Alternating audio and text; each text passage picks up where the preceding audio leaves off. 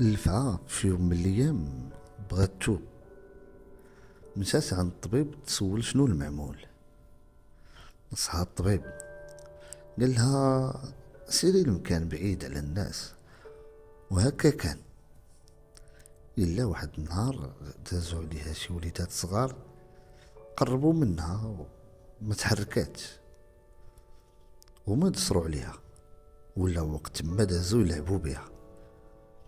هاد الوضع ما عجبش للفعا، تبرزطات ديرونجات. رجعت للطبيب، قلت ليه ملي حنيت الراس دسروا عليا البراش. جاوبها، كل نهار على الفا رفعي راسك للفوق وتلقي السم، واللي شافها يخاف منك. صراحة عجبتني هاد القصة هادي، حيت من ديما هما كيقولوا لينا كاين اللي يخاف وما يحشمش.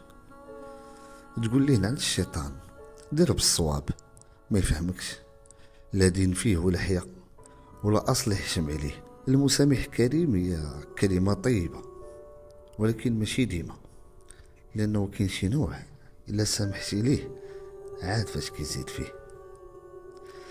وقفني واحد البيت الشعري ديال احمد شوقي اللي كيقول فيه: والشر إن تلقه بالخير ذقت به درعا، وإن تلقه بالشر ينحسم.